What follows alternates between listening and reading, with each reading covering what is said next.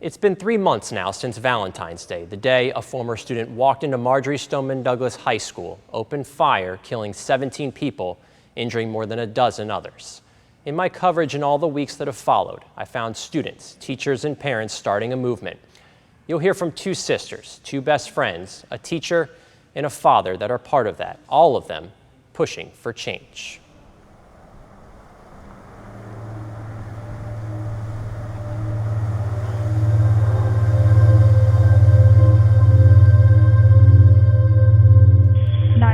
What is your emergency? Marjory Stoneman Douglas High School is being shot up. It's being shot up? We all thought it was a drill. I think we got shots fired. Possible shots fired. 12 on the building. Oh my God! Oh my God!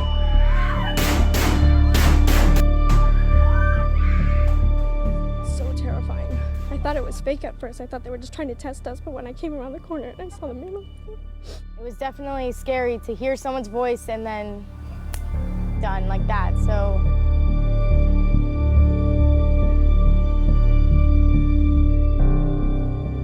I've been a reporter here for more than 2 years. I've covered 3 mass shootings. June 12, 2016, a man opens fire in an Orlando nightclub, killing 49 people. I still remember people's cries for help, wondering if their loved one was dead or alive. I remember interviewing Z Renta. We're suffering right now. This is not easy. Like, it's not easy. We haven't slept. We haven't had a full phone battery. Like, this is just too much. Like, if anybody has seen Shane Tomlinson, Image Shane, please, anybody, let us know. January 6, 2017. A man flies into Fort Lauderdale Hollywood International Airport and opens fire in the baggage claim. 5 people are killed. I still remember the confusion and chaos. I thought, well, this is it. I'm going to die in a stairwell. I just miss him. There was anger and frustration, sadness. There was no change, though. No action. Then on Valentine's Day this year. That's what I'm going to remember Valentine's Day as, is a day where 17 kids were killed in my school.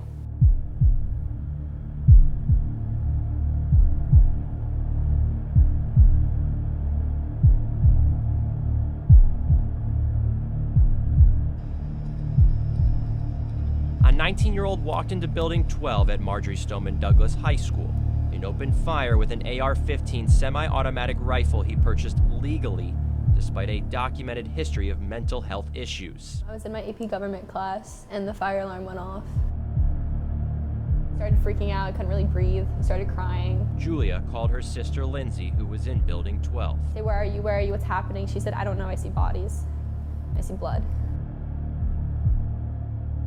Lindsay survived. She was okay, and then we basically went home and spent like the next 3 hours texting all of our friends, texting in group chats, trying to make sure everyone was okay. And a lot of people weren't. 17 people, 14 students, 3 school staffers were brutally murdered. Every day, sometimes I'll stand in that parking lot and I'll notice that building. I'll be like, did a shooting really happen here? Are there still bloodstains in there? Like, did they really die in there? That's kind of just my thought, and it's surreal still. Unfathomable is Jamie took a bullet and is dead. Survivors and loved ones now find their own lives redefined by grief. I'm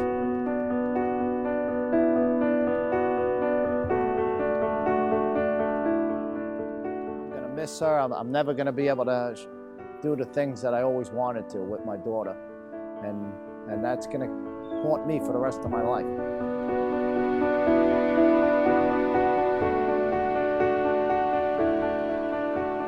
I think after that initial sadness, we quickly turned to what now? What now with these people who we no longer have?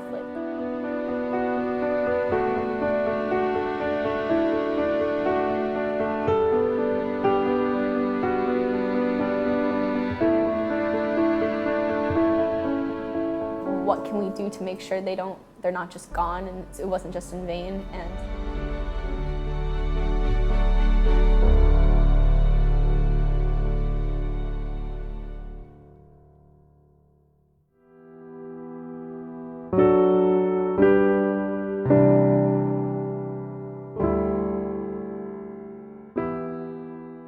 keep your eyes closed and do that again. A long, slow inhale. And a long, slow exhale. And let's channel our collective energy to effect a mighty change. Inhale. Because no one should feel unsafe in a school where you're supposed to learn about life. They were fueled with anger. People are dying. Children are dying. When does it stop? It stops right now. We would have stopped this in 1999 when Columbine happened. Why does it have to happen 18 years later at my school? My friends are dead. No more! I captured a lot of that in the days after.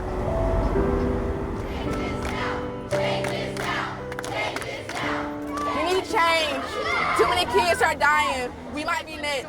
But we will not be silenced. It has gone on long enough that just because we are kids, we're not allowed to understand. But trust me, I understand. I was in a closet, locked for 4 hours with people who I would consider almost family, crying and weeping on me, begging for their lives. I understand what it's like to text my parents, "Goodbye, I might never ever get to see you again, I love you." I understand what it's like to fear for your life. From Tallahassee. I am the one who has to fight my friends! Those were my friends that lost their lives! Today is my friend's little sister's birthday, and she will never celebrate another birthday! To our nation's capital. Fight for your lives before it's someone else's job. Great high school with great, intelligent kids that want to make a change, that already have previous background knowledge on the stuff that needs to happen for change to come. So it was just the perfect formula. So I want to introduce you to some of those involved. The Salamone sisters, 2 best friends, an AP government teacher, and a father. That should be our new thing. So what you do is you blink twice. We begin with Julia and Lindsay. Julia is a senior at Douglas. She still hasn't decided on what college she'll be attending, but she knows what she wants to major in: environmental studies and journalism. Her dad told me she's interested in working for National Geographic. I love writing, that's my thing. I love to write. I've been in creative writing all 4 years of high school. I'm editor-in-chief of the literary magazine. I'm an editor on the yearbook. She also volunteers at a turtle hospital. She loves doing what a typical teenager does: hanging out with friends, being outside. That's kind of all fallen to the wayside a little bit in the midst of this. Well, not writing. Writing has been a really great outlet for me. Lindsay is a freshman at Douglas, loves tennis, being around her friends all the time. For her, it's still hard to grasp what happened at her school. I told you she was in Building 12 where the massacre happened. It's been actually very difficult.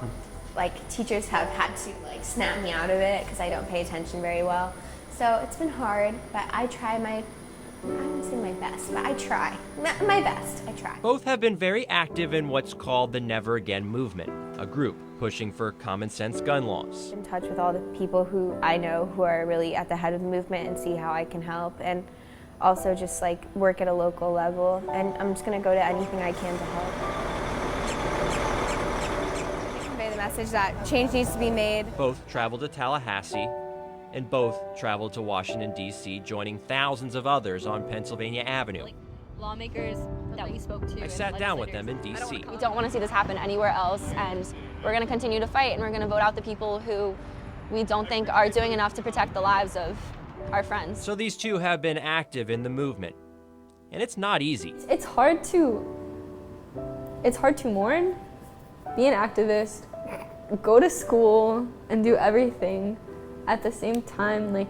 After it happened, I was not motivated to do anything. I just filled my life with fun, to distract myself, and then school started, and I couldn't do that anymore, which was hard, but I'm getting back into my routine. But they knew that. I can't walk my hallways because Their hard work and determination with school and activism made change. I feel like a lot of people were surprised that change was actually made, because sometimes it just kind of feels like we're talking at people. It was a good start, they say. Points was raising the age to 21 for everything, extending the waiting periods. Florida lawmakers passed a landmark gun school safety bill, largely thanks to Julia, Lindsay, and their fellow students, thousands of them in Florida.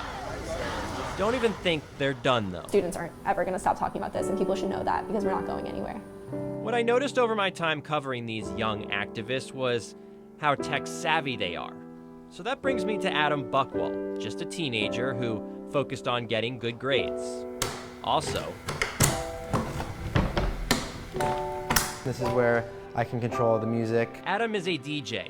He goes by DJ Bucko. From one song to another. I'm going to show you a clip of him performing.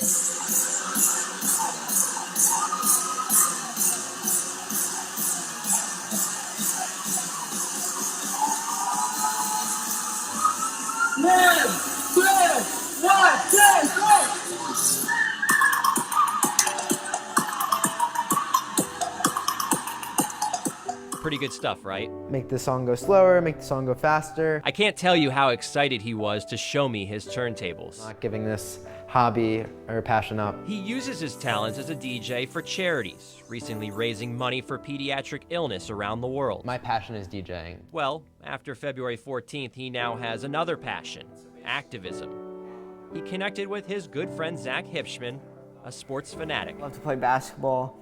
I'd say one of my goals right now is actually to try to dunk, because I'm that close. Together, they created their own movement, Parents Promise to Kids. The main thing that we tried to convey to everyone is that children do have a voice. Our movement, compared to all the other movements, including the Never Again, is unique and much different. Basically, they have parents sign a contract promising their kids they'll vote for politicians who support stricter gun laws. So far, they've received more than 1,000 contracts. Recently, they added something new, a politician rating system. This movement was started not for us, but for every other person in the nation to make them feel safe wherever they go, because we didn't feel safe that day, and that's not fair. Both juniors plan to focus on this movement into their senior year and beyond. Before the shooting, this wouldn't be a part of my everyday life. I wouldn't be an activist. I'd be a normal kid doing my homework and studying for ACT and playing sports. But now, I'm still the normal kid. I'm still studying for ACT. I'm still playing sports. I'm still doing homework. But this time, I'm spending some of my day being an activist. Obviously, it's going to be with them for the rest of their lives. So I think that they're motivated enough to stick with the movement, with their message. So I don't think that's a problem. And some of that motivation you hear so much about came from this classroom. That's where I met AP government teacher Jeff Foster. I'd like to believe I taught them how government works. Now they've seen it in action. I'm sure you've seen quite a bit of Emma Gonzalez and David Hogg on the tube and on social media leading this movement. And to that I say, no more. I strive to make sure these kids get active. Many of those kids are in Jeff's class. There's no question we have a lot of discussions about gun control. I mean, whether it's through the social media or in class. Jeff has jumped on board with their movement. He stands behind his students. Let's quit looking into it. Let's do something.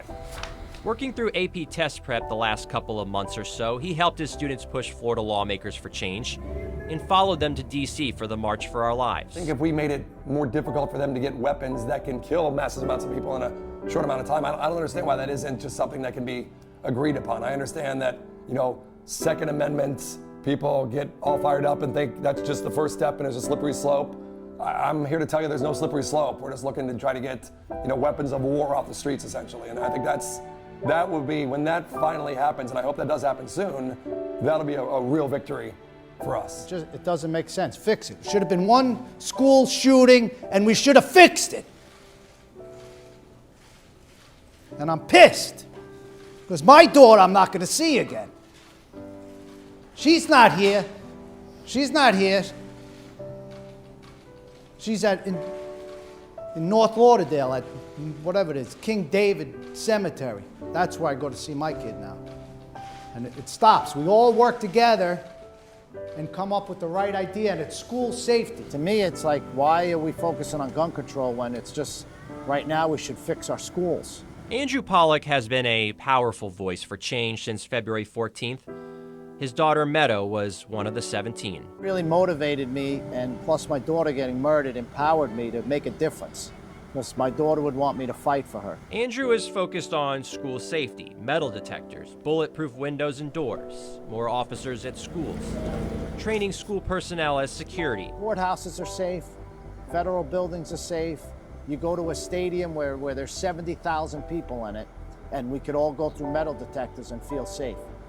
So I feel we should do that for our kids. We want him and all of these parents to be the last fathers and mothers to lose their children in a school shooting. Andrew stood next to Governor Rick Scott as he signed the Marjory Stoneman Douglas High School Public Safety Act.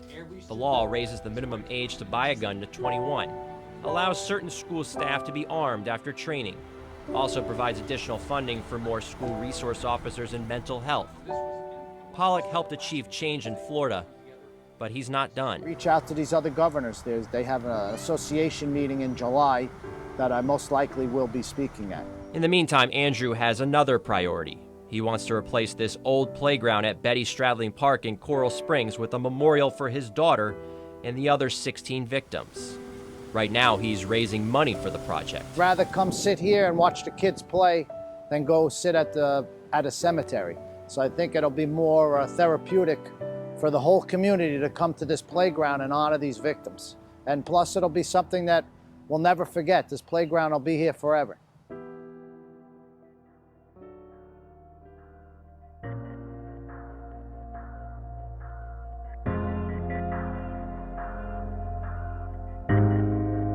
So much success in these movements, but there will be failures too in a country where gun laws are so fiercely debated. I asked Jeff about that. We all want the same thing, and there's no reason we have to mirror America and just hate each other because we're on opposite sides of the ledger. I've got to believe that maybe we can set a precedent of compromise, and then Tallahassee and Washington, D.C. can follow us. Plenty of work to do. Incredibly proud and happy to be making this step, but it's not the only step. But with every new step, Parkland's leaders have become national leaders. Whether it's two sisters, two friends, a teacher, or a dad, their lives reshaped in ways they could never have imagined. I really believe that public opinion seems to be on our side, and I really think that if politicians don't get on board, they're going to be voted out, so there is going to be a turnover, and that turnover will lead the people in office that support our views, so that in turn would lend it to Emma and David and all those kids being literally in textbooks and talking about how in 2018, 2019, 2020, America changed the way they feel about gun ownership, essentially. We're going to continue this movement for as long as it needs to be, and it's going to be here for years to come. We're not letting this go away.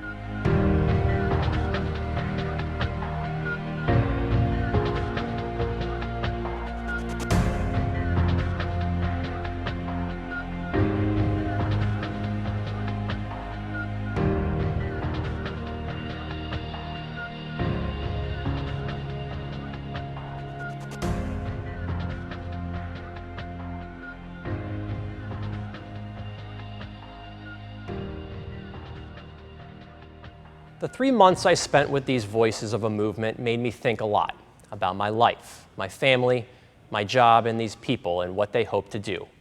All of us understand most change is not easy, and yet they are unafraid.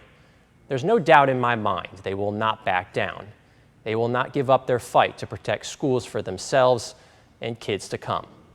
So remember their names: Julia Salamone, Lindsay Salamone, Zach Hipschman, Adam Buchwald, Jeff Foster, and Andrew Pollock. They may change all of our lives.